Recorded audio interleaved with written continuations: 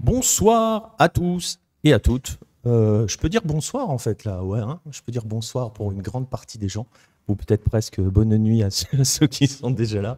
Il est quoi, 20h30 chez nous, minuit 30 chez vous. Ravi de vous retrouver. On est bien arrivé à Buenos Aires. C'est fait. On est bien fatigué. Hein, vous voyez, il y a Vincent à mes côtés. Hein, vous le voyez dans un coin. Salut Vincent. Salut. Et donc, voilà, on a réussi à mettre les choses comme il faut côté technique. On espère que tout fonctionne. On espère que vous nous entendez. Je pense que oui, puisque ça a l'air de moduler. Donc voilà. On est ravis de vous retrouver. On revient depuis pas très longtemps de la fan zone qui était... à Palermo, juste derrière l'ambassade des États-Unis, pour ceux qui connaissent, sur une grande place. C'est une fan zone qui est plutôt grande, plutôt bien gérée. Il y a de tout. Il y a 2 écrans géants, un beaucoup plus grand que l'autre, évidemment. Il y a des jeux pour les enfants, il y a des baby-foot, il y a des activités à thème. Par exemple, aujourd'hui, j'ai pu voir une reconstitution du vestiaire de l'Argentine. Donc, c'est vraiment sympa. Pour le coup, c'est gratuit, évidemment. Et bien sûr, quand l'Argentine joue, c'est rempli. On y était ce soir. Enfin, ouais, cet après-midi. En fait, on a vu les deux aspects. Hein. On a vu la première partie avec la France. Bon, il n'y avait pas une grande foule. On va dire qu'on était plutôt on était plutôt tranquille. Et puis ça s'est rempli au fur et à mesure, assez rapidement. Et effectivement, elle est quand même assez impressionnante, hein, cette fan zone. Elle est hyper grande, hyper bien gérée. Oui, pas de problème à l'entrée, ça se passait bien. On a vu niveau sécurité, bah, c'était correct. Franchement, ils ont pensé à tous, c'est vraiment agréable parce que, par exemple, pendant le match, on sait que les enfants, ils ont tendance à courir un peu partout, mais c'était géré de telle manière à ce qu'en fait, tu pouvais laisser les enfants jouer à un endroit et pour regarder, il y avait des sièges, il y a 2 zones de sièges, donc là, tu peux te mettre assis. Le seul problème, c'est que tu es en plein soleil, donc il fait très chaud à Buenos Aires, on est au printemps, mais vous voyez, on brille. Pour l'après-midi, on monte à 32-33 et 32-33 au plein soleil. Je peux vous assurer que c'est assez compliqué. Ouais, ouais, voilà. Même si cet après-midi, c'était bien. On a eu un petit peu de nuages, oui. Du vent et tout. On a évité la pluie. À un moment, c'était assez tendu, mais non, on a évité la pluie. L'Argentine, après, on va avoir le temps de reparler du match. Hein. Mais grosso modo, bonne après-midi si on oublie le match de la France. Qu'on n'a pas trop vu, on va pas vous mentir. Hein. Le France-Tunisie, on l'a pas vraiment vu.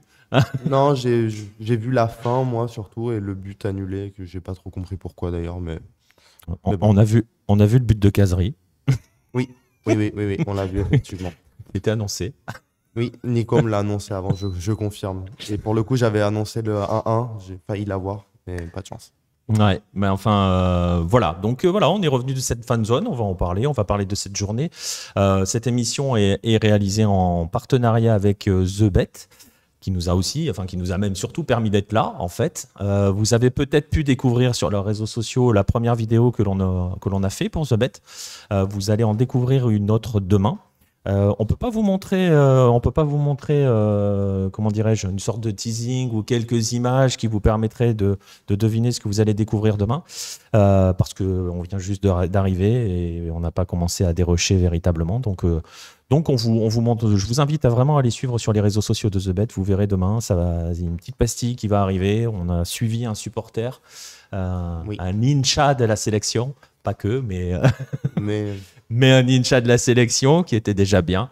Et voilà, on va vous faire plonger au cœur de cette folle journée qu'on a vécue, parce que très franchement, c'était une très très belle journée. Oui, complètement. Là, on est bien content d'ailleurs. Et pour le coup, on peut pas vous montrer des images, mais moi, pour avoir bien assisté aux images, j'étais à côté du caméraman quasiment tout le long. On a des belles images. Donc, ouais, rendez-vous demain matin. Déjà, Pour vous donner une idée, si vous n'avez pas vu la pastille, allez sur le compte de The Bet, elle est dispo sur Twitter. Hier, j'interviewais des Inchas dans cette même fan zone, donc il y a des plans de la fan zone, c'est intéressant. Et les pronos qui ont été donnés, t'es pas mauvais, hein, parce qu'on a eu beaucoup de 2-1 et 2-0. Au final, ça se termine à 2-0. Ouais. Donc pour le coup, ouais, c'est sur les buteurs qui se sont trompés la plupart du temps, mais le résultat, on l'avait. J'espère que personne n'a suivi le mec qui a dit Dybala quand même. Oui, ah non, mais là, c'était déjà bizarre. D'ailleurs, pas de chance non plus pour Lautaro, parce que Lautaro n'a pas joué. Ça fait partie des 2 changements importants. On a vu la seconde période contre le Mexique. Ce qui a fait changer d'état d'esprit, principalement, c'était l'entrée d'Enzo Fernandez et d'Alvarez. Ce soir, cet après-midi, pardon, ils étaient titulaires tous les deux. Ils ont fait un excellent match tous les deux, surtout Enzo, j'ai adoré. Ouais. Et donc, choix gagnant. C'est bien de ta part de dire que tu as adoré. Oui, pour le coup. Parce que vous le voyez pas bien, hein. Il est pas forcément très bien cadré à l'image, mais il a un maillot pas fou, quoi. Si, il est très beau.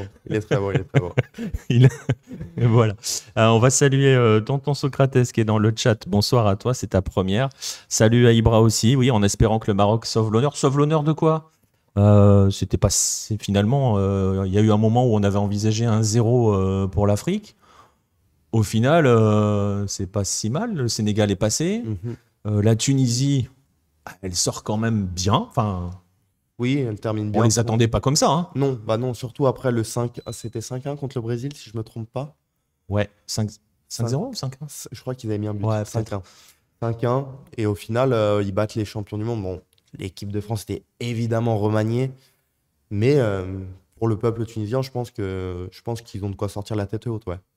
Ouais, écoute, voilà, non, je pense que je suis assez d'accord. On va saluer Biscuit Prince de Lu, il y a des habitués, hein. En même temps, il est minuit 37, j'imagine qu'on va être entre habitués, hein, pour cette émission. Oui.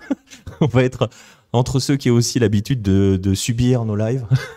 Là, vous nous voyez tous les deux, vous voyez, pour le coup, puisque c'est souvent nous que vous entendez sur les lives. Le monsieur que vous avez à l'écran en ce moment, c'est lui, hein, qui a crié le goal de River. Je peux lui demander de le refaire, peut-être? Je ne sais pas lequel je pourrais refaire éventuellement. Donc voilà. Ah, il y a eu de la pub. Je suis désolé, Ibra. On a dit que la Tunisie, elle était sortie plutôt la tête haute, en fait. Voilà, concrètement. Ça se joue à la différence de but, la Tunisie. J'ai un doute. J'ai pas vu le classement. Ah non, ils ont perdu. Non, parce qu'ils avaient perdu les ils ont deux gagné. L'Australie a battu le Danemark 1-0. Ouais. 1 ou 2 1-0, je crois. 1-0. Enfin, moi, je me suis arrêté à 1-0. Vous avez bien compris que ça fait 4 jours qu'on a un peu décroché de la Coupe du Monde. C'était assez difficile. Mais c'est pour la bonne cause, là, pour le coup. Voilà, c'est vraiment, c'est vraiment pour la bonne cause, mais c'est vrai que là, ça fait 4 jours, on voit de moins en moins de matchs, parce qu'on court un petit peu partout. Ça a été à l'Argentine pour certaines choses.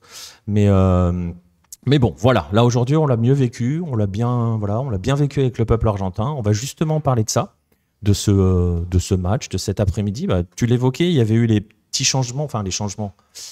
Il y avait quand même eu un premier changement après le premier match. Après le premier match, il y avait ce discours de Messi. On en avait déjà parlé dans une émission précédente où on avait bien insisté sur le fait que Léo Messi avait directement pris la parole, oui. Ce qui n'était pas le cas il y a 4 ans, par Clairement exemple. Des paroles qui étaient en gros, vous inquiétez pas, on gère.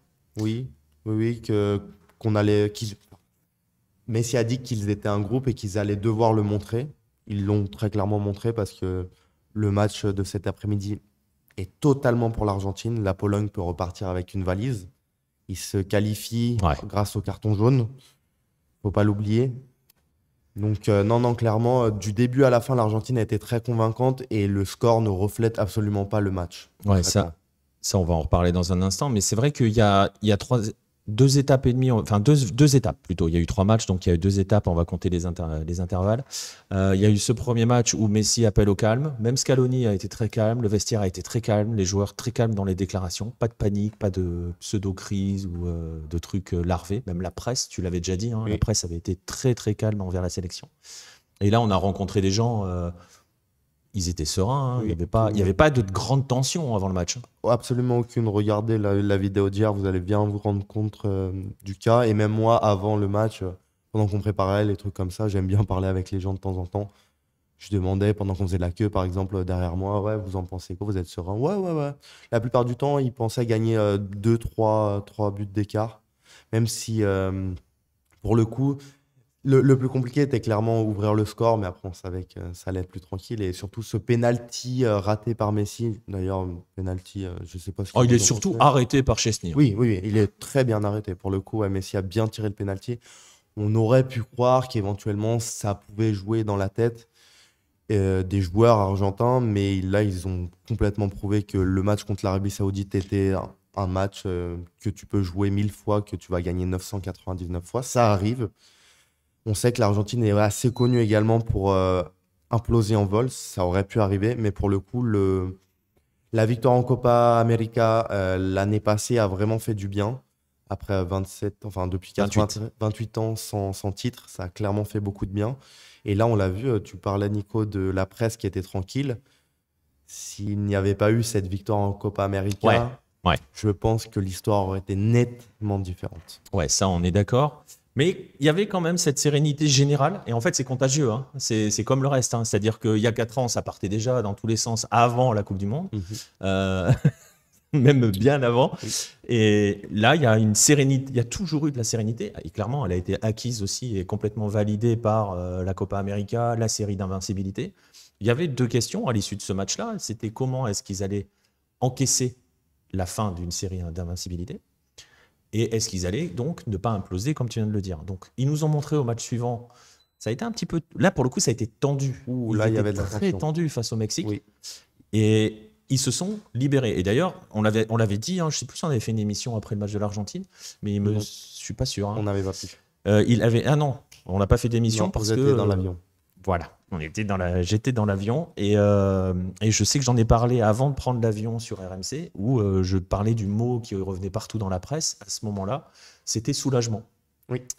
Et on les a vraiment sentis soulagés à partir du moment où ils ont marqué face au Mexique, c'était mieux après.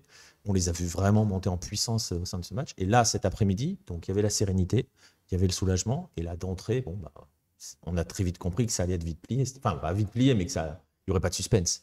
Complètement. D'ailleurs, tu parlais du match contre Mexico. Pour remettre dans l'ambiance générale, entre Mexicains et Argentins, ça chambre beaucoup, énormément même. Et donc, on a clairement senti que la première mi-temps était très tendue parce que l'Argentine n'avait clairement rien fait. Le Mexique, pas grand-chose non plus, mais pour le coup, l'Argentine était vraiment pas bonne.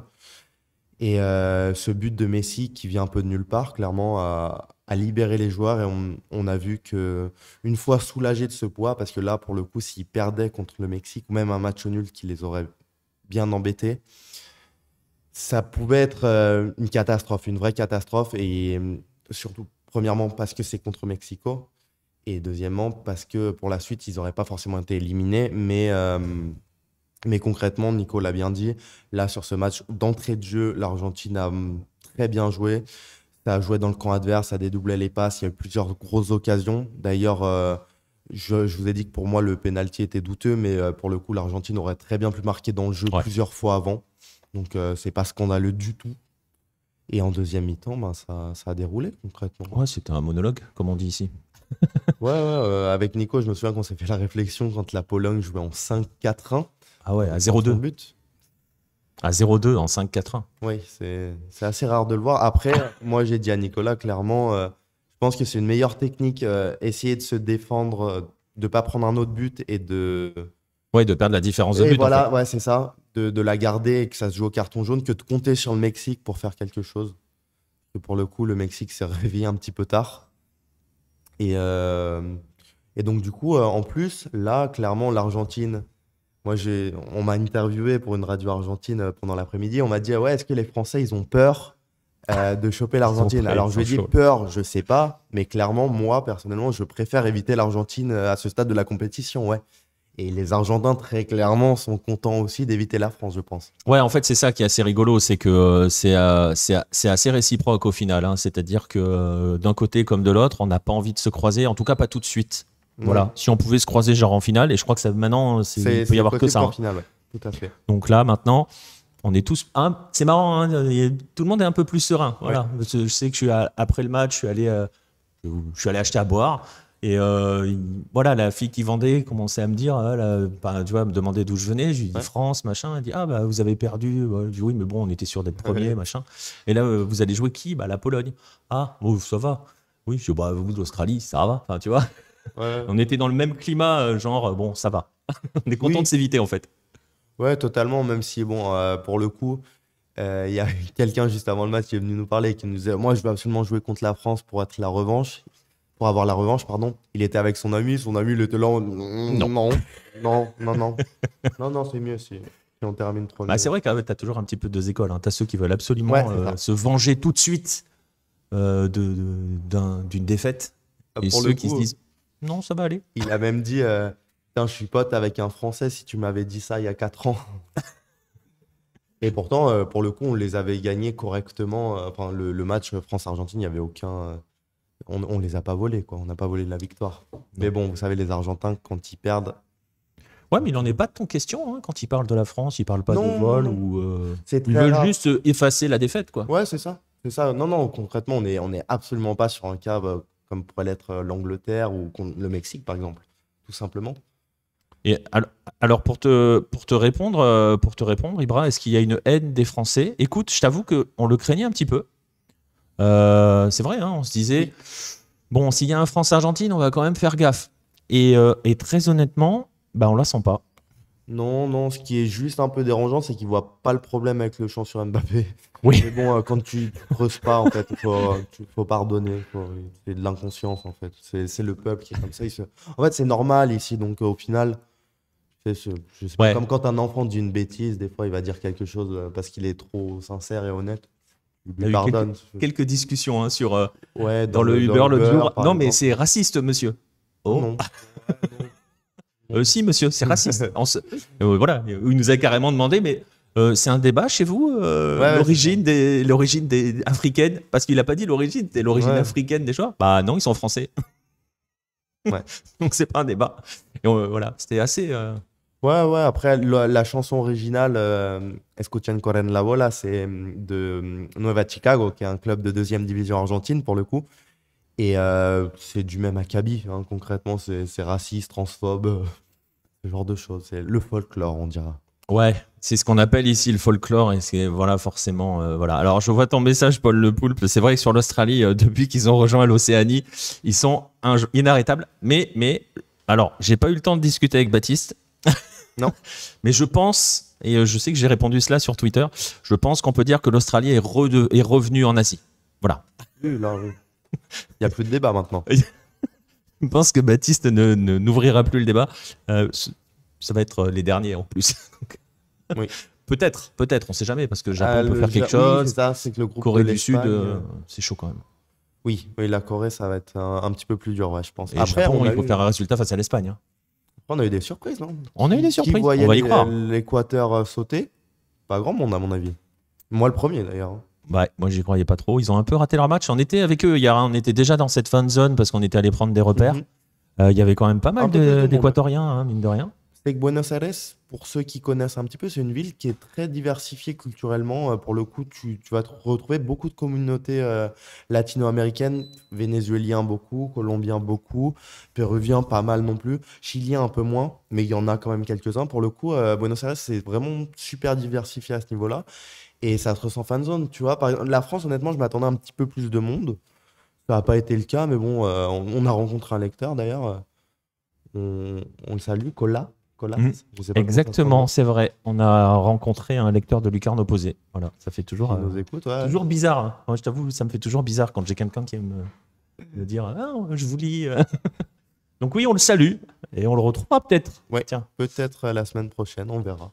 On va voir. On vous l'emmènera peut-être dans une émission la semaine prochaine. Voilà. Mais ouais, il y avait quelques Français aujourd'hui. Ouais, sympa.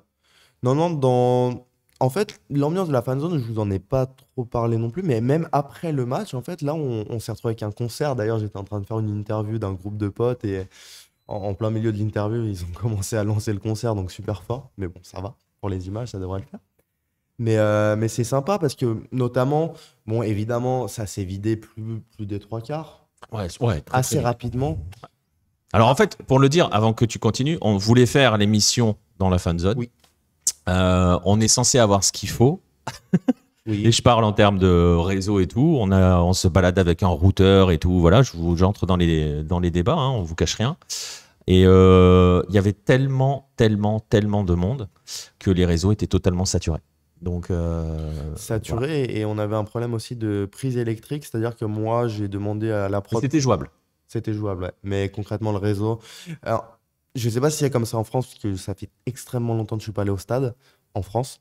Mais dans les stades en Argentine, même les stades de l'Ascenso qui font 15 000 places à peu près, 15 000 personnes, c'est saturé direct en fait. Si t'as pas le code Wi-Fi de la presse, ou que le Wi-Fi de la presse ne marche pas, ce qui arrive relativement souvent, c'est assez compliqué. Ouais.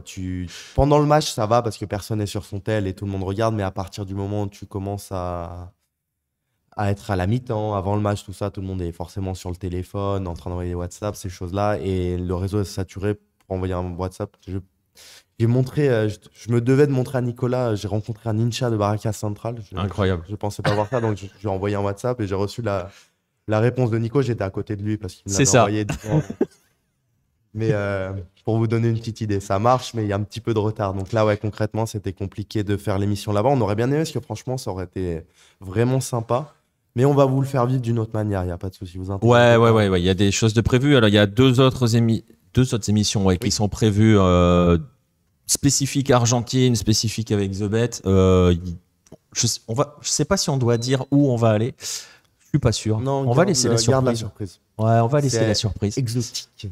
Ouais, voilà, des endroits que vous n'avez probablement jamais vus. Donc, ouais, on va garder le secret. Voilà, la prochaine émission, si tout va bien, on la fera dans un endroit où vous n'avez pas forcément l'habitude d'aller. Assez sympa. Assez sympa. Pour le coup, voilà. ouais. Pour le huitième de finale, donc, hein, face aux représentants asiatiques. Et on espère que l'Argentine va passer. Grosso modo, ça devrait le faire. Ouais. Je pense, contre l'Australie, concrètement, vu ce qu'ils ont montré, vu ce qu'a montré l'Australie. Après, j'ai vu sur Twitter, là, je regardais, j'ai eu un petit peu de temps pendant que Nico préparait l'émission, techniquement parlant. J'ai pu voir des personnes qui se disaient concrètement, regarde, ils ont perdu le premier match contre les champions du monde, ok, ils se sont pris une branlée, mais les deux autres matchs, ils les perdent, ils les gagnent sur le plus petit des scores. À quoi est-ce qu'on doit s'attendre? Est-ce que l'Australie va mettre le but derrière? Nous, je pense qu'on... je pense que l'Australie va verrouiller. Hein. Ouais. Le scénario qu'on a eu cet après-midi avec la Pologne. Alors pareil, comme toi, le match Australie-Danemark, on l'a pas vu. Je vais peut-être essayer de le revoir. Voir quelque part, parce que je pense que ça peut valoir le coup. Oui. Mais voilà quoi. Ça devrait quand même pas mal ressembler. On va revenir justement sur ce match face à l'Australie. Vous verrez, messieurs, je vous dis pas où on va samedi soir. Si tout va, c'est samedi, hein, le match de l'Argentine. Ouais, oui, samedi à 16h. C'est ce que je veux Donc voilà. Vous verrez, samedi soir, on devrait être à un endroit sympa. Il faut qu'on trouve une prise et il faut que le réseau sature pas. Donc voilà. Ouais. Mais on va faire en sorte d'avoir les ça va le faire. Non, pour le coup, je connais l'endroit et on va se débrouiller. Ouais. On va se débrouiller. Le seul problème, c'est qu'on voulait avoir des contacts locaux pour trouver des trucs sympas, mais ceux qui connaissent l'Argentine savent que de toute manière, prévoir des trucs en avance, c'est pas forcément utile. Pour le coup, par exemple, la fanzone, petite anecdote sympa, j'avais passé 2 heures au téléphone pour essayer d'avoir quelqu'un pour savoir comment ça se passait concrètement les accès presse. On est arrivé hier avec nos valises, notre matériel qui est assez conséquent. Ils m'ont dit « Ah, vous êtes de la presse? Attends, viens, je t'emmène voir machin. » Et là, 2 nanas de la presse, et je lui ai expliqué concrètement. Ah, ok, d'accord, très bien. Bon, bah écoutez, parfait. Demain, revenez avec ça. Bon, vous avez le droit de faire ça, ça, pas le droit de faire ça, ça va se passer comme ça. Et je sais que pour le coup, pour avoir parlé avec un producteur français, il nous a clairement confirmé que tu faisais ça en France, la probabilité de te faire t'envoyer bouler, c'était de 99,9%, mais en Argentine. Il faut dire que tu as 4 mecs, parce qu'on est 4. Hein. Vous ne voyez que 2, mais on est 4. Voilà. Vous comprenez mieux. Je pense que vous avez vu le clip sur The Bet aujourd'hui. Je ne filme pas tout seul, malheureusement. Voilà. Je n'ai pas toutes les compétences. Non, et puis vous comprenez que forcément, on n'arrive pas avec un iPhone, quoi. Non, c'est une meilleure qualité. Donc voilà, donc c'est aussi pour ça. Et vous verrez que les images demain, on fait du teasing, mais franchement, on est très très chaud. On attend le montage, on va mettre la pression à ceux qui font le montage. Là, tiens. Ouais. Ils nous entendent, hein, ils sont pas loin, ils sont dans les Ouais, pièces à côté. Donc il est en train de monter d'ailleurs, je pense, le monteur. je pense. Donc c'est bien, ça lui met la pression. On aime bien mettre des coups de pression comme ça, Ouais. surtout Non. quand on a fini. Et, et donc voilà, non, donc mais faut imaginer, vous avez 4 bonhommes qui arrivent avec des valises et des grands sacs, enfin il y a les trépieds dedans quoi. Oui. Donc vous savez pas que c'est forcément des trépieds dedans, mais bon, je veux dire, le plan Vigipirate en Argentine n'existe pas. Hein. Ah non, non, non, non, non, là ça va, tu vois, pour le coup. C'est bien écrit que t'as pas le droit de rentrer avec des armes à l'entrée. Du coup, comme c'est écrit, tu rentres pas avec des armes, c'est bon. C'est ça. Mais tu Et peux arriver avec un sac dans lequel tu mets un fusil, c'est ça qui est bien. oui, ça va, ça va. Et pour vous donner une anecdote, j'ai même dû demander à la sécurité de fouiller une personne parce que comme on filmait des plans, on a filmé le plan de quelqu'un qui rentrait dans la fan zone et du coup, je voulais que ce soit comme si c'était pas préparé. Et donc, j'ai demandé à la sécurité de nous fouiller en fait, concrètement. Voilà. Et dans l'ensemble, c'est quand même assez agréable parce que, comme je vous dis, justement, tu as cette part d'imprévu, ce qui peut être un peu compliqué. Hein. Moi, ça fait 2 ans que je connais bien l'Amérique du Sud, parce que c'est assez généralisé, et l'Argentine, du coup. Une fois que tu as appris à vivre avec ça, en fait, moi, je trouve plus de côté positif à ça, à tout gérer au dernier moment. En fait, ça t'enlève le stress et en Argentine, tu vas toujours t'en sortir. D'ailleurs, quand je demandais à la personne, à la responsable de presse aujourd'hui, si on pouvait se connecter à tel endroit pour faire l'émission, si c'était compliqué, elle m'a dit, non, mais t'inquiète pas, on va te trouver une solution. Et Ouais. pour le coup, elle m'a trouvé une solution. Nous, ça nous allait pas parce que c'était à côté du concert. Et du coup, là, C'est ça. ça aurait été l'enfer absolu niveau son. Mais elle nous a trouvé une solution. Comme quoi, tout est possible ici. Ouais, exactement. C'est pour ça que voilà, on désespère toujours pas d'aller refaire une émission dans cette fan zone. Hein. Non, non, non, je pense même qu'on pourra la faire, hein, Je concrètement. pense qu'on pourra la faire. Ouais. En fait, il faut prier pour que l'Argentine aille loin, pour que Nico reste longtemps avec nous. Et on va avoir le temps. Ouais, là, concrètement, cette semaine, Nico vous le disait, on est vraiment très occupé. À partir de la semaine prochaine, promis, ça va être plus tranquille. Mais c'est pour la bonne cause, vous inquiétez pas, là pour le coup. Ouais, parce qu'on peut déjà vous dire qu'on sera pas là demain. Il y aura pas d'émission demain, sauf si Baptiste arrive à s'en sortir. Ouais, mais en sans tout nous, cas, nous, on sera pas là. Non. Ça sera pas possible. on sera Donc à voilà, Rosario, pour le coup. Donc, on sera à Rosario? on sera à Rosario. On vous Voilà, dit pas faut le pourquoi, dire. mais on sera à On Rosario. peut le dire. Ça, on peut le dire. Ah, on peut le dire ça? On l'a dit. Ouais. On dit pas la suite. Non. On dit pas plus. Voilà, on va aller. Il est 38 aujourd'hui, c'est ça à Rosario. Hein. Ouais. C'est cool. On regarde C'est impatience. très chaud, déjà à Buenos Aires, on était à 30 et là, je viens de regarder sur l'iPhone, on était à 30 aujourd'hui. Il faisait chaud. 38, ça va être une autre paire de manches. Ouais. Mais après, à Rosario, pour ceux qui connaissent, c'est à côté d'un fleuve et donc il y a des îles. Donc si on a le temps, on peut même aller à la plage. Et honnêtement, je pense pas qu'on aura le temps, malheureusement. Donc si ma femme écoute, on n'ira pas à la plage, chérie. Enfin, je dis plage, mais c'est la plage d'un fleuve qui concrètement, le fleuve est marron. Donc c'est pas. Ouais, c'est le Paraná. Ouais, Ouais, ouais, c'est c'est ce ça. que dit Ibra d'ailleurs dans le chat. Ouais, complètement Parana. Mais il est pas sale en fait. C'est comme le Rio de la Plata, pour le coup, même si tu me payes cher, je me mettrais pas dedans. Quand on sait à peu près ce qui s'est passé, la composition chimique du truc. Mais à Rosario, ouais, je connais des personnes qui y sont allées, qui se sont baignées, qui vont très bien. Donc ça va. Qui sont toujours vivantes. Oui. Et apparemment en bonne santé. Et pas de troisième bras ni rien, donc c'est bon pour Ok. l'instant. On n'essaiera pas. Je suis pas sûr. Pas sûr qu'on ait le temps. Non. Mais bon. Bref, voilà, on va revenir un petit peu sur ce match. On a déjà évoqué l'avant. Hein. On avait parlé de la tension de la surprise du premier match, de soulagement du deuxième match. On attendait la confirmation. Il y a eu des choix très forts qui ont été faits par Scaloni avant ce match. Ce qui prouve aussi qu'il s'adapte quand même très très vite, hein, le bonhomme. On parle souvent, surtout en Argentine, surtout avec les coachs argentins, où il y a souvent, je ne sais pas si c'est un culte ou une manie d'être assez figé sur ses principes. Lui, pour le coup, voilà, aujourd'hui, il nous a envoyé Julian, il nous a envoyé Enzo. On a quand même la confirmation de McAllister, qui a fait un gros match aujourd'hui. Qui avait déjà fait un gros match contre le Mexique. Hein. Voilà, et oui, c'est vrai. Même et en première mi-temps, où l'Argentine est vraiment mauvaise, s'il y en a un qui surnage, c'était McAllister.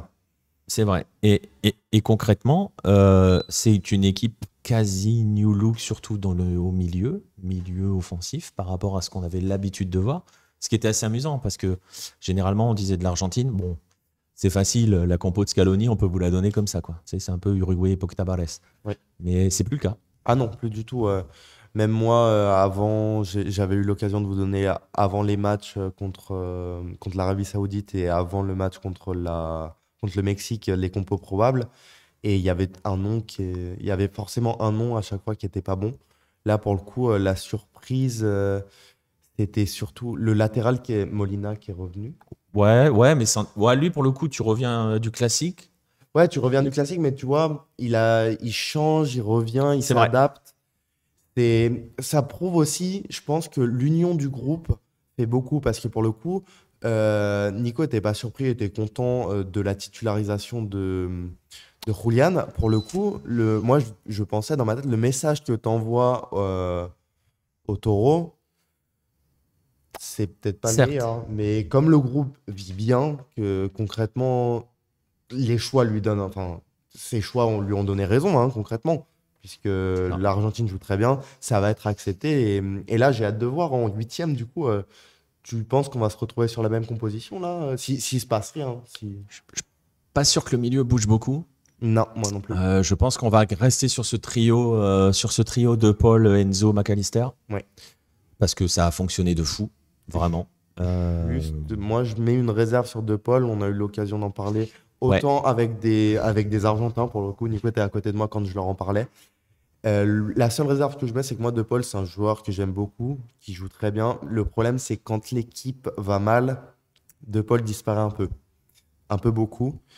Et pour le coup, contre l'Australie, je pense pas que les choses se passent mal, mais depuis le début de la Coupe du Monde, il y a un mec qui s'est imposé, et là, pour le coup, c'est vraiment la Coupe du Monde d'Enzo Fernandez. Ça fait plaisir à Nico que je dise ça.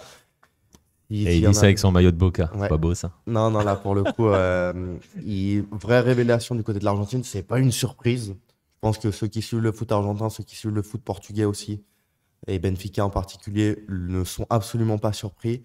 Pour le coup, là, la cote d'Enzo, elle était déjà grande. Je pense que prochain été, Ça va être dur. ça va pour un très, très gros ça club. va être dur pour Benfica de le garder. On va y revenir sur Enzo. C'est la bonne question, Paul. Est-ce que Alvarez a relégué le Toro Martinez?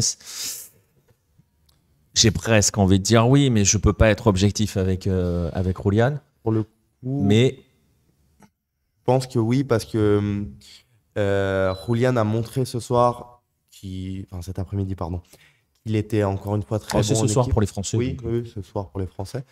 Il était très bon, il a marqué le but, il a failli en marquer un deuxième qui était incroyable aussi. Et à City, même s'il y a Haaland en français, les Argentins prononcent la H à l'anglais, c'est drôle. Qu'est-ce que je veux dire? Il fait Il ses joue. stats, il fait ses stats, il joue beaucoup plus que ce que je pensais honnêtement. Ouais. Pour le coup, là, il marque ce serait bizarre en fait, parce que là, il est en pleine confiance. Est-ce que tu arrives en huitième contre une équipe supposée nettement inférieure à l'Argentine? Est-ce que tu le refous sur le banc? Je suis pas certain non plus. Et puis en fait, il faudra aussi voir, tu vois, il faudra aussi voir la réaction de Messi par rapport à ce match. Parce que par exemple, au match précédent, Messi a clairement adoubé Enzo Fernandez. Oui. Il faudra voir ce qu'il dit de Julian. Parce que ça compte aussi. Hein. On n'est pas en train de dire Messi fait l'équipe. Mais bon, quand le capitaine et que le capitaine s'appelle Léo Messi, Messi, ouais. adoube le joueur, voilà. C'est veut pour ça dire qu'il n'y avait pas de doute sur l'attitude d'Enzo avant le match. Non. Ils ont essayé de nous le faire croire. Hier, on avait Olé et Teissé qui nous disaient oui, non, mais peut-être Paredes. Hein. Paredes, moi je l'adore forcément. Mais Paredes, on a vu que physiquement, il y a quelque chose qui ne va pas. Et là, pour déloger Enzo, mais c'est juste pas possible. Comment tu justifies de mettre. Là, sur les trois au milieu, s'il y en a un qui devrait perdre sa place, qui devrait, entre gros guillemets, puisque si quelqu'un devait se faire prendre la place au milieu, ce serait De Paul. Et De Paul, on sait que De Paul et Messi, ça va très bien ensemble, ça s'entend très bien. De Paul ne sautera pas, à moins qu'il y ait un pépin physique, concrètement. Pour ça que Nicole disait, au milieu, ça va pas changer. La défense, je pense qu'on l'a aussi bien. Le gardien, évidemment. Et en pointe, on vient d'en parler. Donc, je pense que. Et c'est très dur hein, pour des joueurs qui étaient des cadres. Hein. Leandro Paredes, bon, qui était un petit peu un peu moins bien hein, physiquement ces derniers pour aborder la Coupe du Monde. Une grosse blessure avant. Voilà, c'est dur pour un Lautaro qui était toujours titu. Je vais juste faire une petite parenthèse pour saluer ceux qui sont arrivés sur le chat. Je vois bien plein de petits nouveaux, donc je vais vous saluer. Alors je vois très très mal les pseudos, donc et comme j'ai de toute façon l'habitude de les massacrer, hein, on va quand même entretenir la légende. Pastorati, bonsoir à toi. Watri, oui, ce qu'on est en train de dire par rapport à Alvarez, voilà, ça, il y a des chances qu'il soit titulaire. Après, on n'est pas dans la tête de Scaloni, mais voilà. Et puis comme le dit Paul Bismuth, non, qui c'est qui dit ça? Tac, tac, tac, je sais plus qui dit ça. J'ai vu passer un message parlant de Scaloni qui mise beaucoup sur les dynamiques du moment, ce qui fait qu'il sera titulaire, ce qui est vrai. Peut-être que le message est enlevé, je sais pas. Non, Obi 95 qui nous dit ça. Donc, ouais, voilà. Ah oui, parce qu'en fait, voilà. Alors, il y a plein de nouveaux qui arrivent parce qu'on a un raid de RMC Sport. Donc, merci aux potes d'RMC. La bise, les gars. Hein. Et bienvenue donc à tous ceux qui débarquent. On est en train de parler de l'Argentine. On est depuis Buenos Aires. On a passé l'après-midi dans la fan zone avec les Argentins à tourner des choses que vous verrez demain sur les réseaux sociaux de The Bet. Oui. Parce vous le voyez en haut. Cette émission est sponsorisée par The Bet. On est en partenariat avec eux. Et c'est eux qui nous permettent d'être à Buenos Aires et de vivre cette Coupe du Monde avec le peuple argentin. Donc, bienvenue à tous ceux qui débarquent. Ça va très, très vite dans ma timeline. Donc, j'ai du mal à saluer tout le monde. Donc, je vous salue tous. Et puis, bienvenue, installez-vous. On est en train de parler de cela. Par rapport à ce que tu dis, Pastorati, Messi fait l'équipe. Franchement... C'est vraiment un équilibre. Hein. C'est pas le côté, parce que je sais que ce que sous-entend ce genre de phrase, c'est-à-dire, tu sais, c'est l'époque Barcelone où Messi c'est le dictateur, tous les articles qu'on lisait. Je sais pas si tu as vu passer cette vidéo de Messi qui motive ses troupes avant la finale de la Copa América. Moi perso, je n'ai jamais vu Messi comme ça. Elle est incroyable dans le vestiaire quand il parle des semaines de sacrifice loin de la famille. Enfin, elle est incroyable cette vidéo. Et là, c'est le nouveau Messi en fait. Ça fait 2 ans qu'on a un Messi incroyable en équipe d'Argentine. Moi, ce qui m'avait le plus choqué, c'était Messi en 2019, après le match contre le Brésil en demi-finale ou quart de finale Demi-finale, qui s'était complètement révolté contre la CONMEBOL, qui avait dit que c'était corrompu. C'est vrai. Déjà là, on avait senti qu'il se passait quelque chose. Ça a été confirmé. Donc, ouais, complètement. Pour la phrase dont tu parles de Messi qui a dit ça, il y a 2 documentaires sur l'Argentine, sur la Copa América de l'Argentine qui sont sortis. Je ne sais pas s'ils sont disponibles en France, pour être honnête, mais il y en a un sur Netflix et l'autre sur Amazon Prime. J'ai pas eu le temps de les regarder parce qu'on a eu pas mal de boulot. On est un tout petit peu occupé. J'ai vu passer sur les réseaux sociaux, évidemment, mais ouais, ça parle beaucoup de ça. Et concrètement, les Argentins, vous le savez, ils adorent Messi. On a vu la réaction quand Messi j'ai envie de dire raté le penalty, mais le penalty est quand même bien tiré pour le coup. On a vu Messi tirer des penaltys bien plus mal que ça. Ça chantait Messi, évidemment, il n'y a pas de souci. Même si ce soir, honnêtement, il n'a pas fait un excellent match. Il a été bon, mais on n'a pas... Il n'a pas fait un... Je t'ai fait la remarque même à un moment, hein, je t'ai dit, on entend beaucoup son nom, mais il fait pas le grand match. Et c'est là où c'est aussi intéressant par rapport à cela, on y reviendra peut-être aussi dans un instant, c'est qu'en fait, on est en train de voir les lieutenants pour l'instant, côté argentin. On voit surtout les lieutenants de Messi. Et c'est aussi intéressant par rapport à la construction de cette équipe parce que finalement, elle se construit encore petit à petit. On l'a vu. On a évoqué Enzo, on a évoqué Alexis Max Allister, qui est la grande révélation, parce que je ne suis pas sûr qu'on puisse dire qu'Enzo ou Julian soient des révélations. Non. Ceux qui suivent le foot argentin, ce sont des confirmations. Ouais, pour le coup, Mac Allister, pour l'avoir vu, il était à Boca il n'y a pas si longtemps.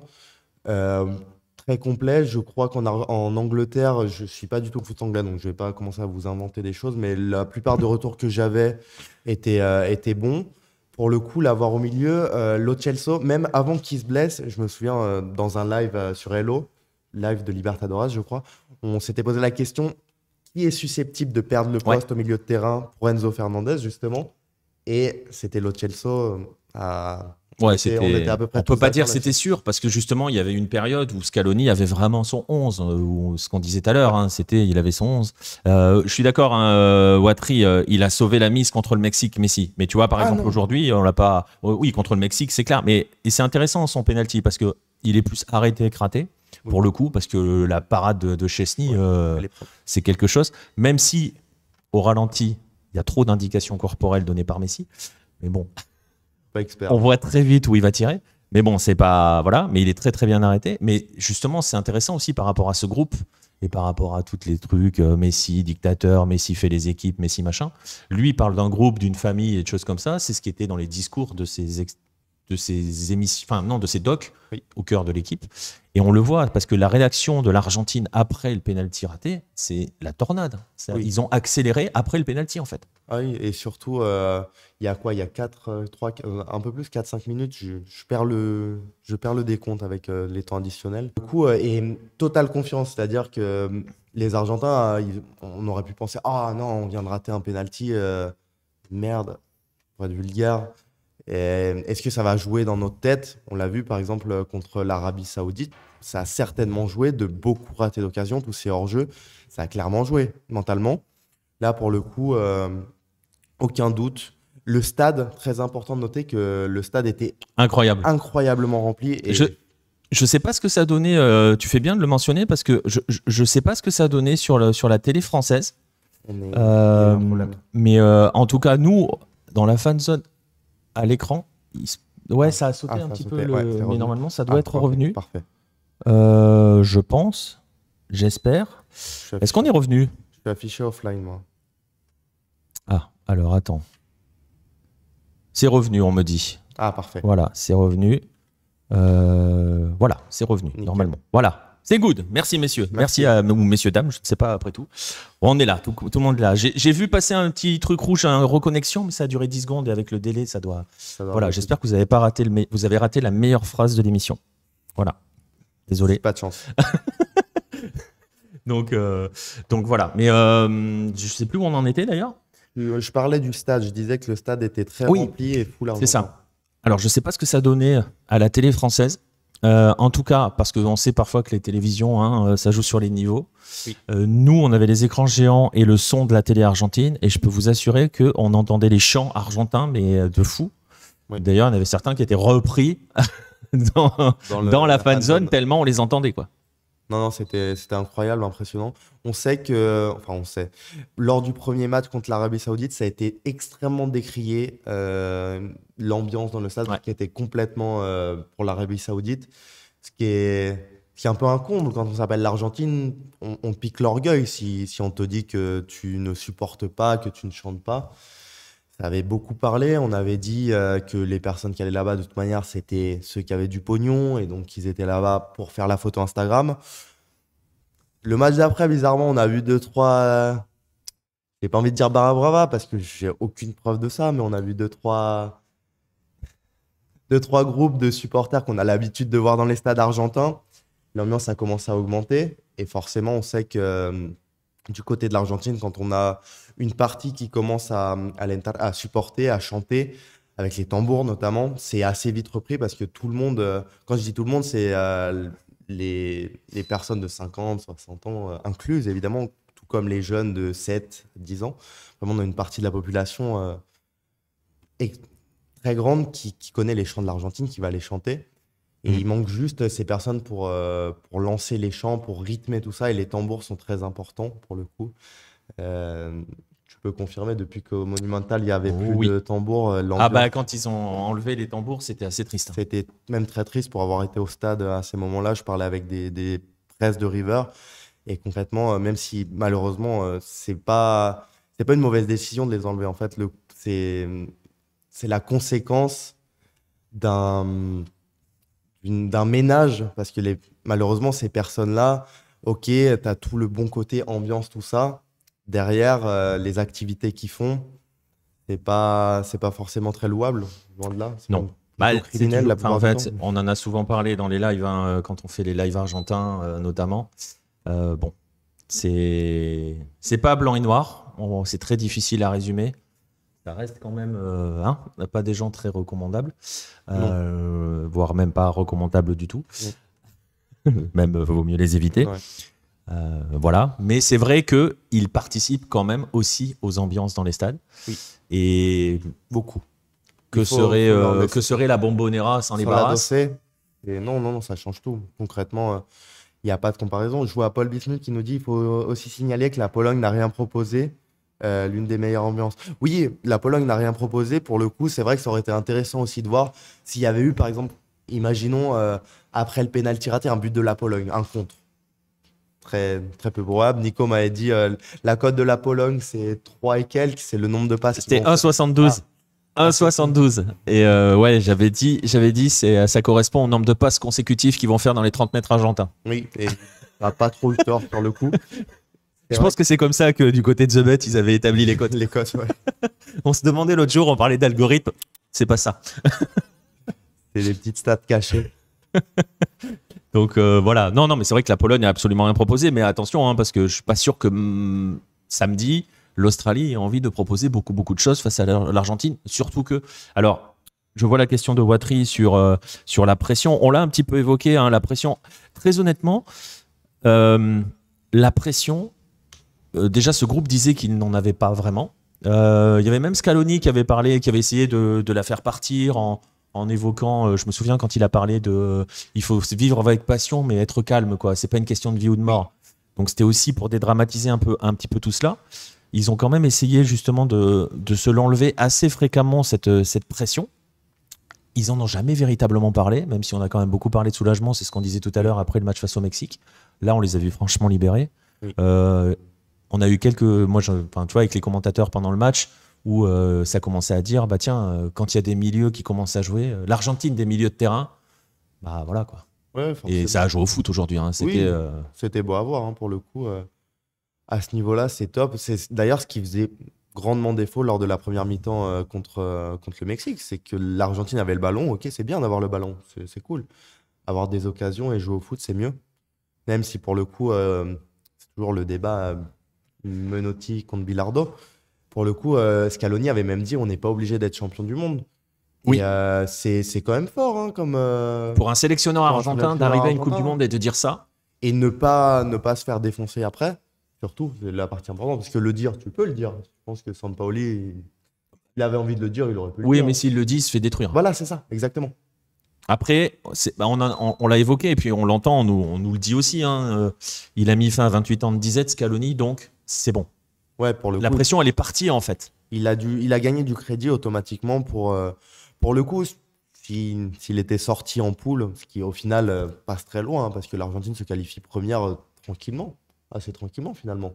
Quand tu regardes les 3 matchs. Sur les scénars, oui.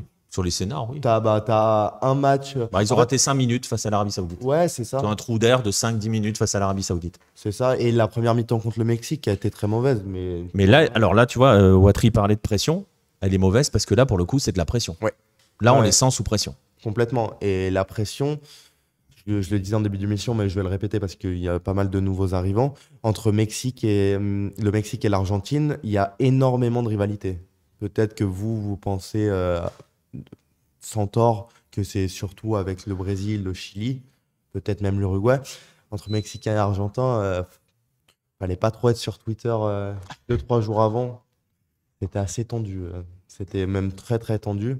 Et pour le coup, l'Argentine, ça aurait été incroyable que l'Argentine qualifie le Mexique, parce que l'Argentine, qui est la bête noire absolue du Mexique, a failli les qualifier finalement, parce qu'on passe à un but.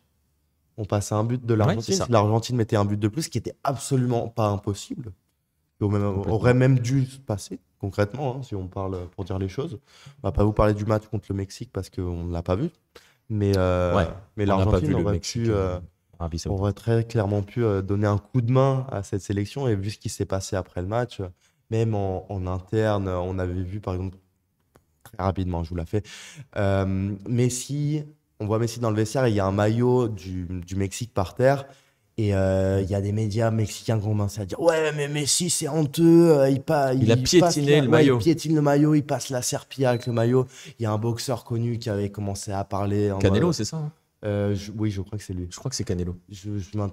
Honnêtement, quand on est à ce niveau de bêtises, je m'intéresse même pas à la personne qui le dit. Ouais, mais c'est quelqu'un de très Mais connu. c'est quelqu'un de très Canelo. connu, ça a fait beaucoup de répercussions. Il s'est excusé d'ailleurs, si je me trompe pas.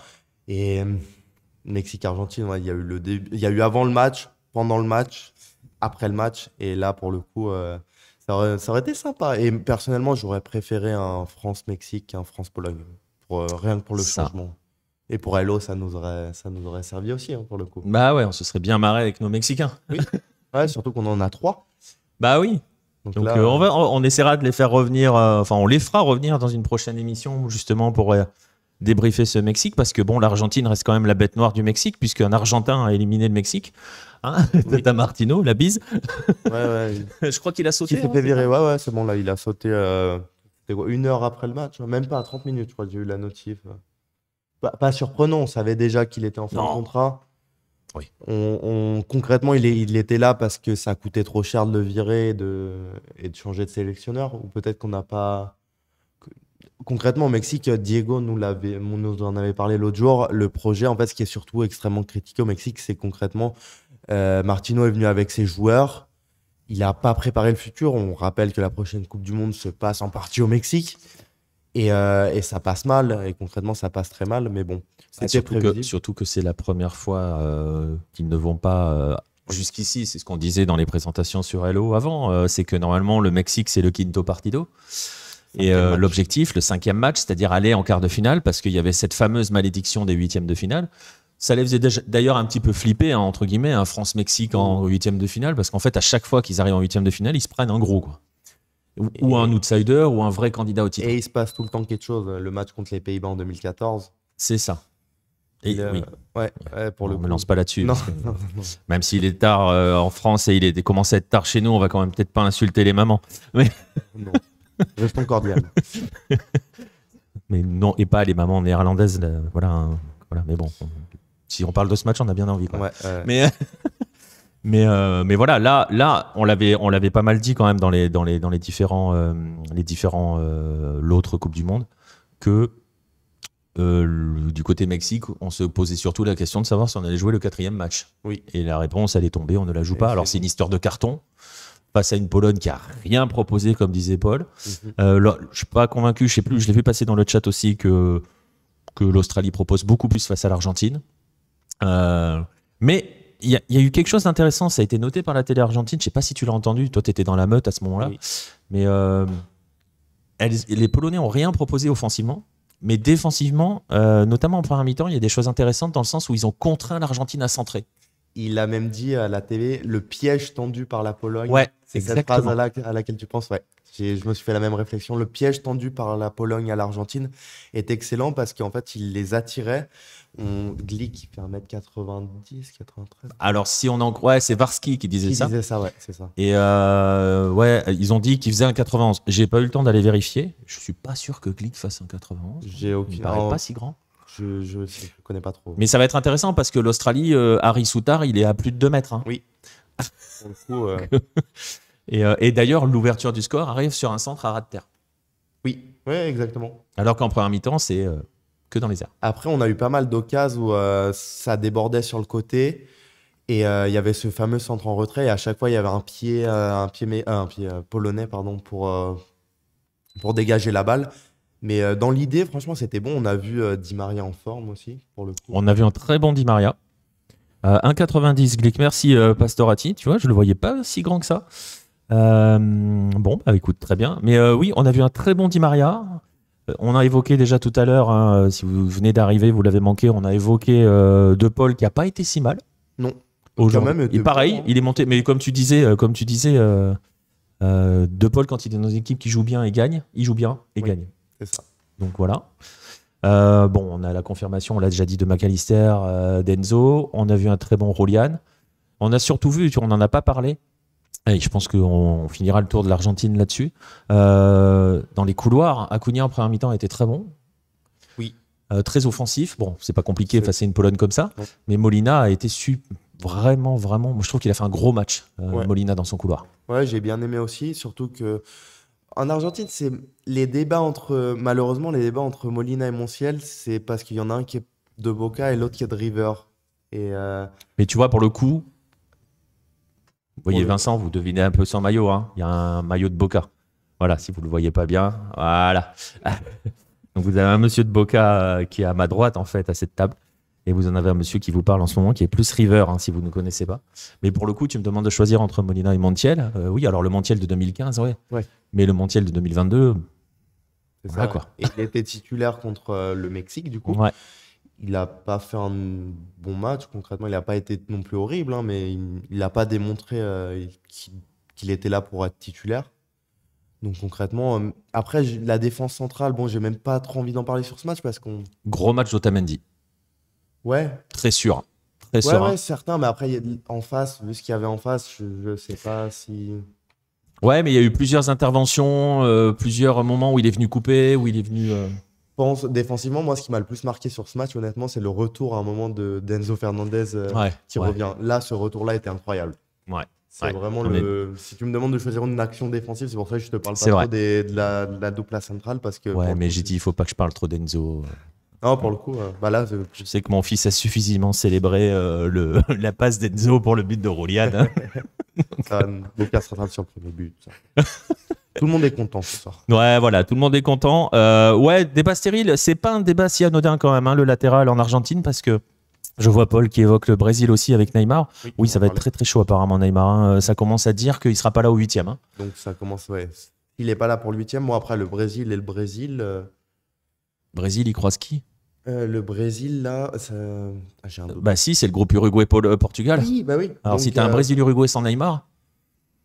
Après, l'Uruguay, honnêtement, moi, c'est s'il y a une déception pendant cette Coupe du Monde, c'est vraiment on y reviendra avec Jérôme, on le fera venir un soir parce que ce que nous a montré l'Uruguay pendant cette Coupe du Monde est un scandale. Il faut dire les choses.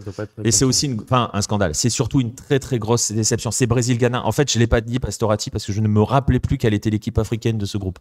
Et effectivement, il y a peut-être même plus de chances pour que ça soit Brésil-Ghana que pour que ça soit Brésil-Uruguay. Il continue comme ça, ouais. Le prochain match, du coup, c'est Uruguay-Ghana. Ouais. Bah ouais.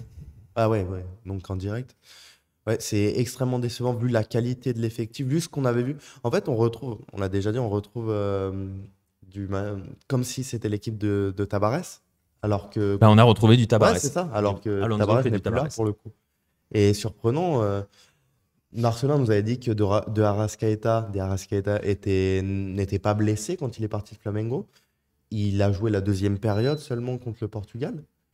Un joueur pareil, quand tu proposes un joueur et puis il y avait eu des choix forts. Alors il y en a qui ont été dictés, on va finir là-dessus avec cette parenthèse uruguayenne, mais il y avait des choix forts qui avaient été faits. Araujo, bon, même s'il était blessé au début de cette Coupe du Monde, dans le couloir, et surtout Pellistri, indépendamment du fait qu'il ne joue pas des masses, en sélection, son arrivée a changé, entre guillemets, offensivement, l'animation de cette équipe uruguayenne. Et Pellistri, les premiers matchs, il ne joue pas.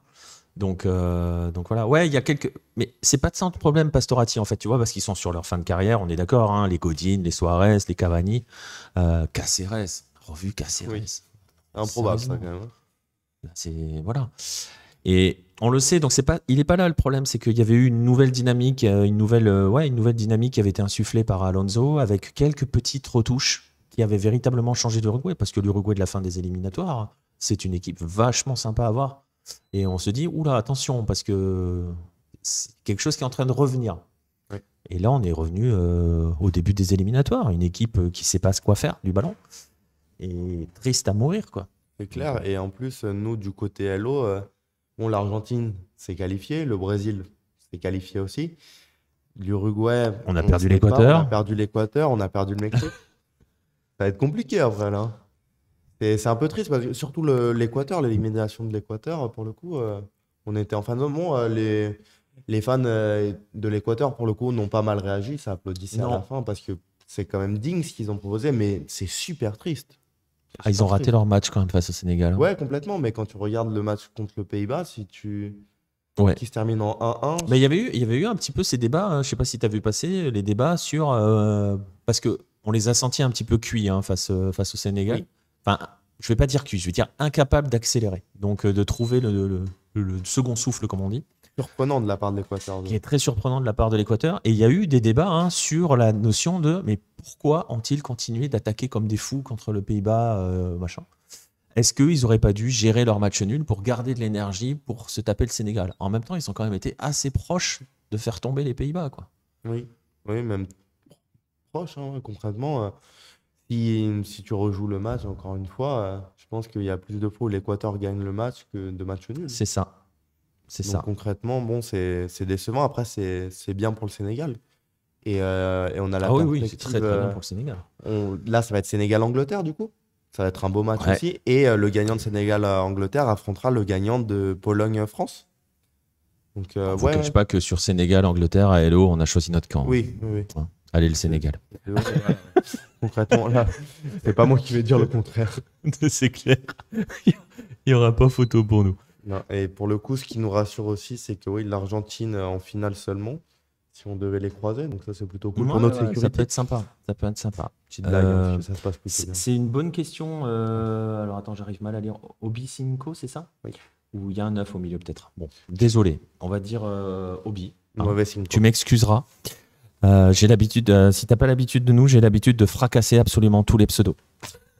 Donc voilà. Est-ce que c'est le fait d'avoir commencé le match?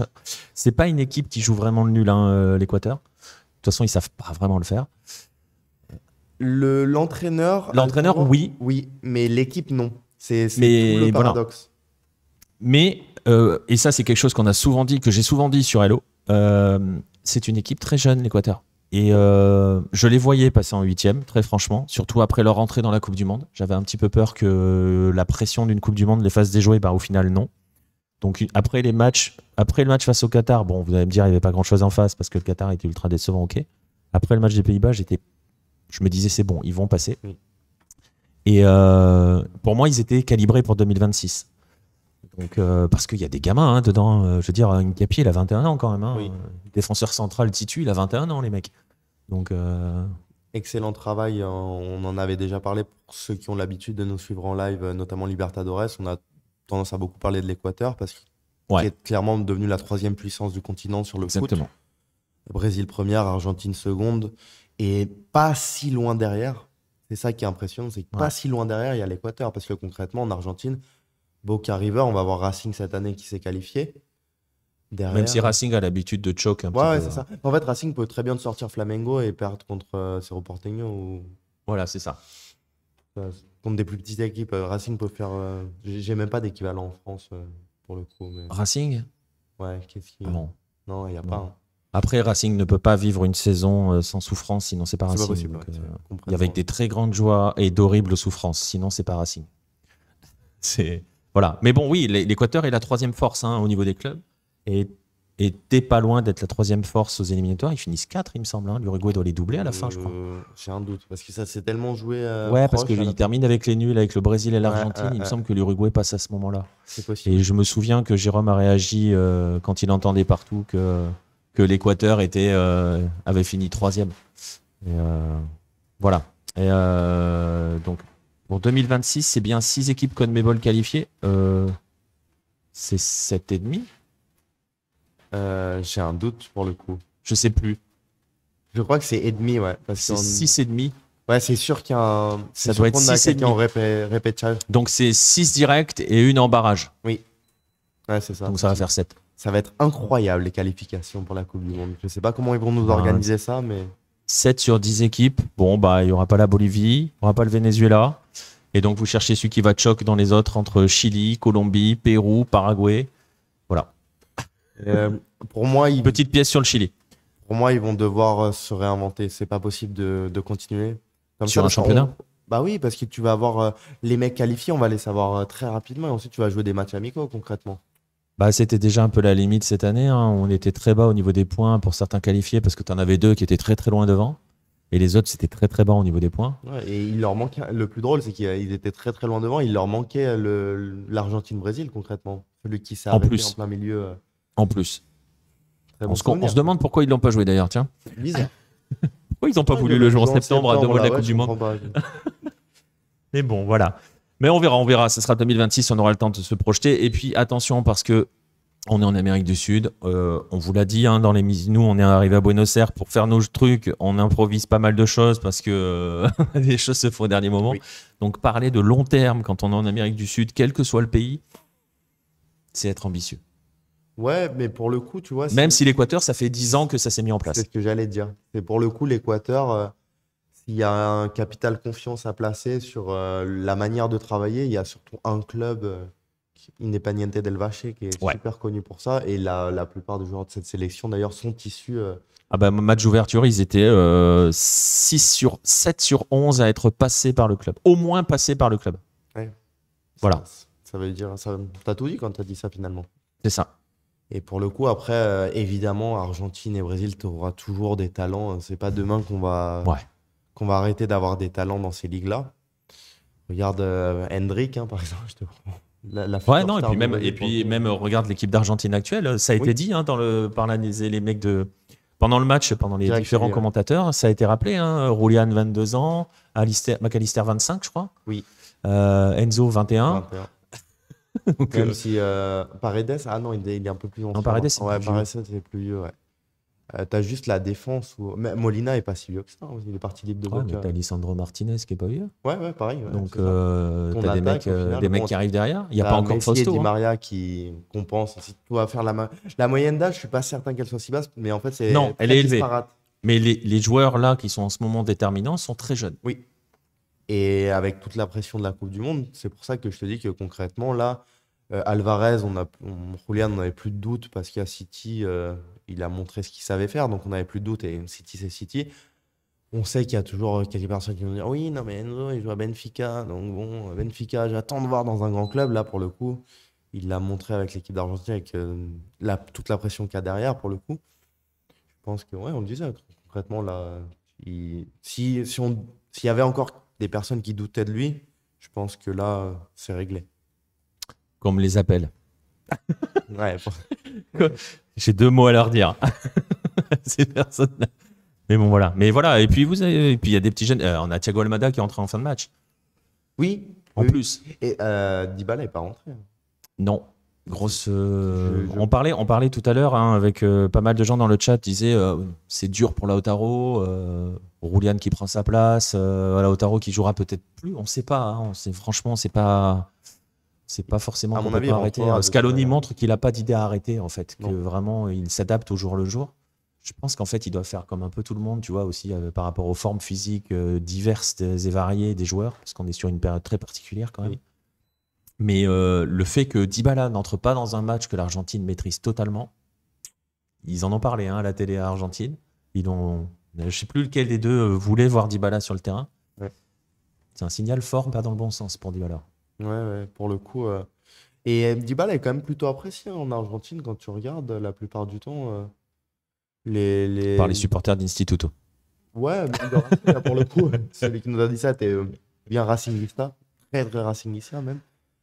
Et mais bon, le groupe, je pense que Scaloni a bien construit son groupe aussi au niveau des personnalités. On sait que c'est assez important. Pour le coup, je veux dire, le groupe vit bien, ça veut dire ce que ça veut dire, mais pour le coup, on l'avait déjà dit, répété. Ouais. C'est vraiment, c'est comme une famille en fait.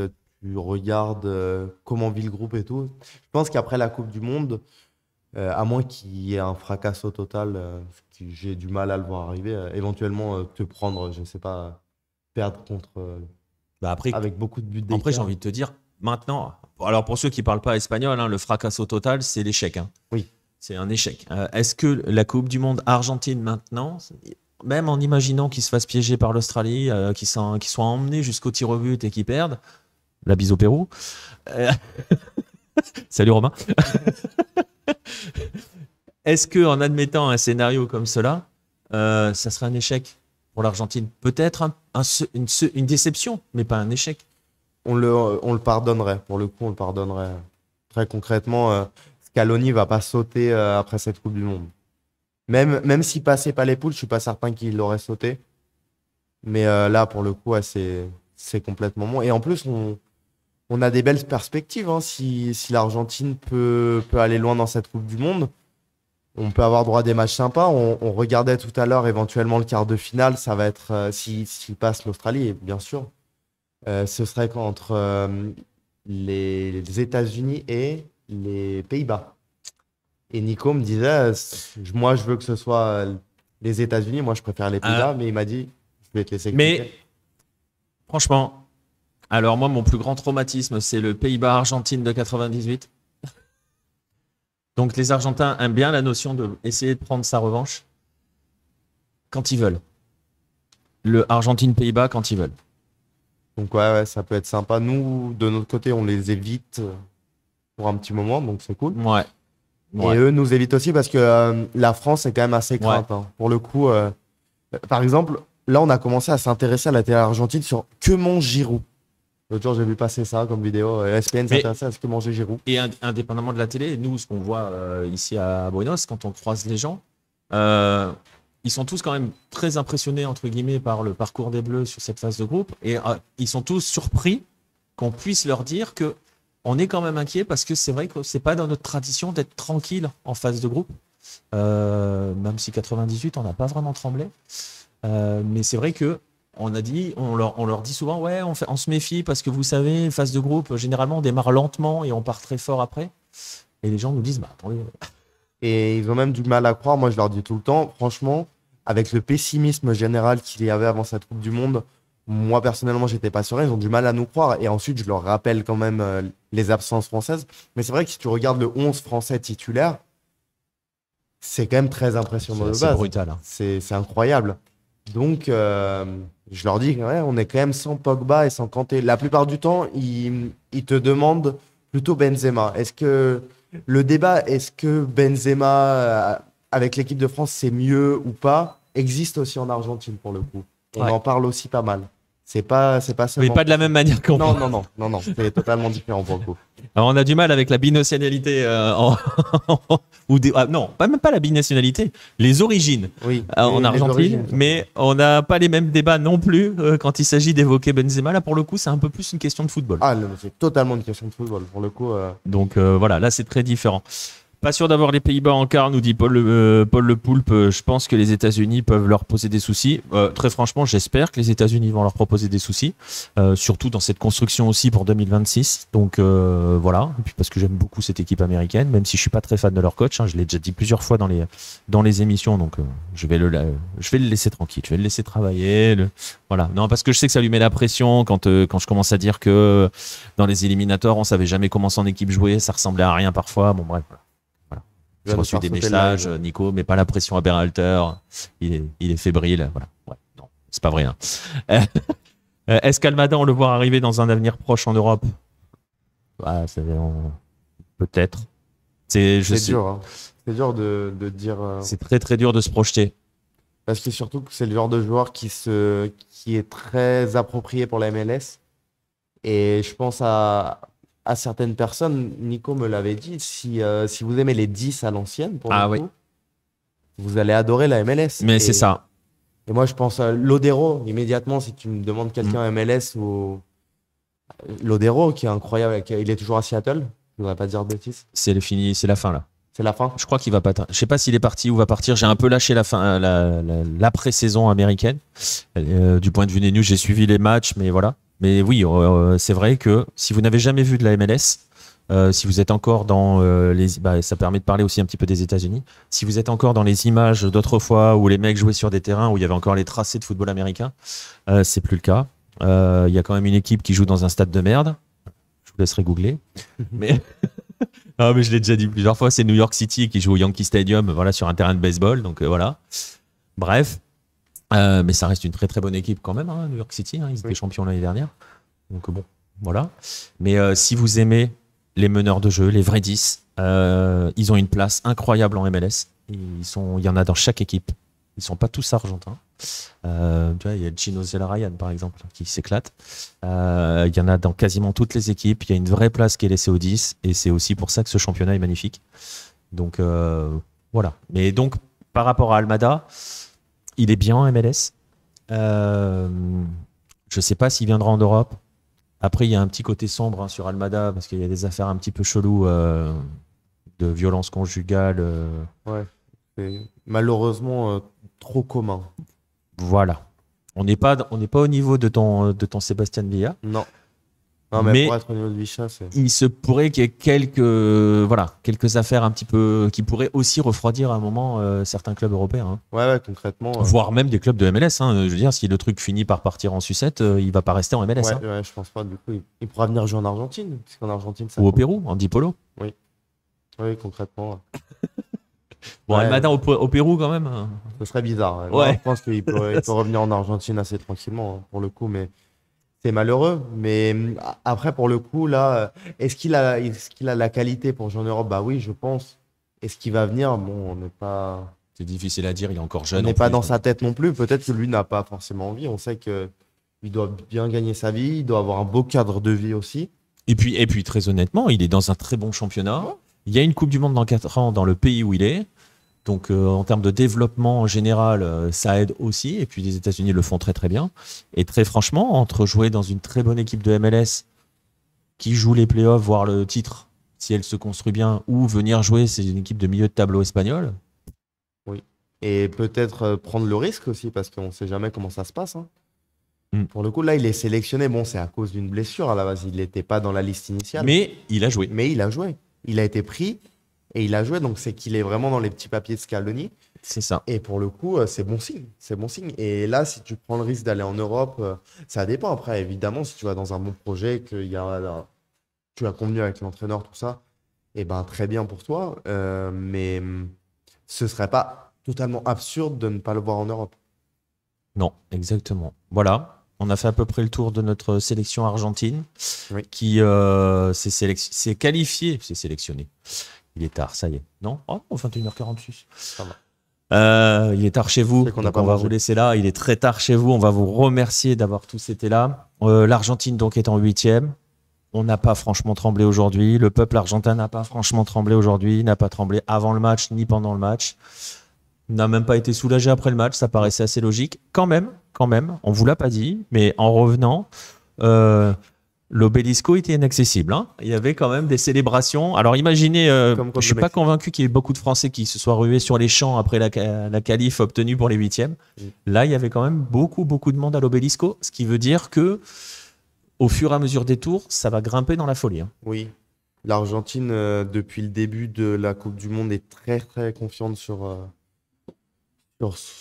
son potentiel, sur ses capacités. Et son peuple est vraiment derrière elle. Ah oui, pour le coup, totalement. Parfois peut-être un peu agaçant, mais c'est sympa. Ouais, mais non, mais pour le coup, il y a une. Tu vois, mais c'est un peu le parallèle avec l'équipe de France quand Deschamps est arrivé. Il a réconcilié le peuple avec son équipe de France. Ouais, totalement. Et là, l'Argentine est réconciliée, son peuple est réconcilié avec sa sélection. Ouais, totalement. Et pour le coup, ça va bien se passer pour le reste, même en cas d'élimination, il y aura pas. Messi ne va pas abandonner la sélection après l'élimination. Non, ça n'arrivera pas. Et même j'ai eu l'occasion en après-match, j'ai interviewé quelques personnes. Je leur demandais, du coup, à chaud maintenant, qu'est-ce que tu en penses contre l'Australie? Est-ce que tu penses qu'on va gagner? Et la plupart, aucun m'a dit qu'il n'allait pas gagner. On me disait 2-3-0, c'est le score qui est le plus souvent retombé. Donc, même pour le 8e, on est assez confiant pour le coup. Il y a une grosse confiance. Le 8e, ça sera donc samedi. On vous donnera rendez-vous. Là, on était à Buenos Aires. On vous le disait. On aurait aimé d'être dans la fan zone, mais bon, hein, c'était compliqué techniquement. On va quand même essayer d'y arriver. On va se fixer cet objectif. Samedi soir, on sera ailleurs. On ne vous dit pas où. On vous laissera découvrir ça. Si vous voulez, et parce que pas mal de personnes sont arrivées en cours d'émission, donc si vous voulez voir ce que l'on a vécu aujourd'hui, on vous invite à aller sur les réseaux sociaux de notre partenaire, The Bet. Ça sera probablement demain. Hein. C'est en cours de montage par... Est-ce que je la joue Ouais, je vais me la jouer, mec, machin. C'est en cours de montage par nos équipes. Pour le coup, je vois les équipes travailler depuis donc j'ai la confirmation. Donc, vous verrez ça chez nos partenaires, chez The Bet, que l'on remercie de nous avoir soutenus pour vous proposer cette émission-là. Pour nous permettre de proposer des contenus que vous découvrez chez eux. Vous découvrez des pronos, des sociaux, etc. C'était ça, par exemple, aujourd'hui. Ouais. On vous invite, avant de partir, si vous voulez, vous pouvez, il y a une commande The Bet dans le chat. Oui. Les pronos et sociaux, vous pouvez aller voir sur la page The Bet. Pour le coup, c'était la vidéo qu'on a publiée.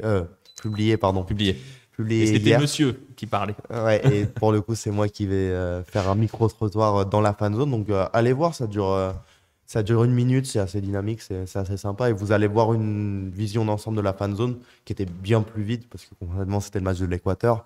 Donc, j'avais déjà du mal à trouver des Argentins. Mais ouais, demain, ça va être du solide. Mais ça va être bien de comparer parce que vous allez voir la fan zone avec peu de personnes. Enfin, il y avait quand même du monde. On va pas vous dire qu'il y avait personne, il y avait des gens. Mais vous allez voir ce que c'est quand il y a l'Argentine. Et là, on va vous emmener en immersion. Donc très intéressant aussi, n'oublions pas qu'on est mercredi, que le match était à 16h et qu'on avait une fan zone pleine, mais vraiment pleine. Pour le coup, le 8e, on n'y sera pas, mais le quart, on réfléchissait à différentes destinations. Ça va être intéressant de peser le pour et le contre. Ouais. Parce que pour le coup, il y a une possibilité que, on se dise, on va peut-être y rester dans cette fan zone. Parce qu'elle est quand même, on le disait en tout début d'émission, elle est quand même vraiment, vraiment incroyable. Vous verrez, vous découvrirez ça demain donc sur les réseaux sociaux de The Bet. Et je ne sais pas si ça passera que sur Twitter. Je sais que ça passera sur Twitter, mais voilà. Donc, suivez-les sur les réseaux sociaux. Et avant de vous laisser, je le disais, si vous avez envie de parier, justement, de jouer avec le prono des sociaux, vous avez une commande, vous pouvez taper dans le chat, vous tapez !The Bet et vous avez un lien, vous pouvez vous inscrire. Et si vous utilisez le code Lucarne O en majuscule, si j'ai bonne mémoire, j'ai perdu, super. C'est viré. non, mais je crois que c'est ça. Vous doublerez votre dépôt. Voilà, bref. Je vous rappelle quand même qu'il faut être majeur et surtout, ça on le dira tout le temps, jouer de l'argent que vous pouvez perdre. Faites pas n'importe quoi avec les jeux d'argent et notamment les paris sociaux. Voilà, on va en rester là pour cette émission spéciale Argentine. Ouais. Merci à vous tous d'avoir été là. Merci aux copains d'RMC pour le raid. On se recontacte bientôt, messieurs, pas de souci. Et puis, on va vous donner rendez-vous. Alors, je ne pense pas qu'il y aurait un autre Coupe du Monde demain. Non, suivez le compte Twitter de Lucarne Opposé pour les lives. Parce que pour le coup, on va pouvoir Nico va pouvoir vous avertir. Exactement, quand j'aurai du réseau. Mais non, suivez sur les réseaux sociaux. On essaye de donner des news autant qu'on le peut. Voilà, on l'a dit, demain on sera du côté de Rosario, donc on pourra pas jouer sur un live. On va voir ce qu'on peut faire. Nous on n'y sera pas, en tout cas tous les deux, c'est sûr. Non, nous on n'y sera pas. Donc suivez sur les réseaux sociaux, on communiquera là-dessus. Sinon, on se retrouvera au plus tard samedi soir après le 8e de finale. Oui. Avec un peu de retard aussi, ce sera comme ce soir. Probablement avec un peu de retard aussi. Voilà, parce que on va pas vous dire où on est, mais on ne sera pas à Buenos Aires. On sera même très loin de Buenos Aires. On va vous laisser là, on va vous remercier d'avoir été avec nous. On va vous remercier si vous nous écoutez cette émission en replay. On vous encourage de nous suivre sur les réseaux sociaux, à follow sur les plateformes, à vous abonner si vous le pouvez, etc., etc. On vous donne donc rendez-vous samedi pour sûr, peut-être avant, avec d'autres membres de l'équipe. Surveillez donc. Et puis on va vous souhaiter, vu l'heure chez vous, une bonne courte nuit. Nous, on n'est pas encore couchés, mais voilà. Bonne courte nuit à vous tous et à très très vite. Salut tout le monde. Salut Vincent. Bonne soirée, salut.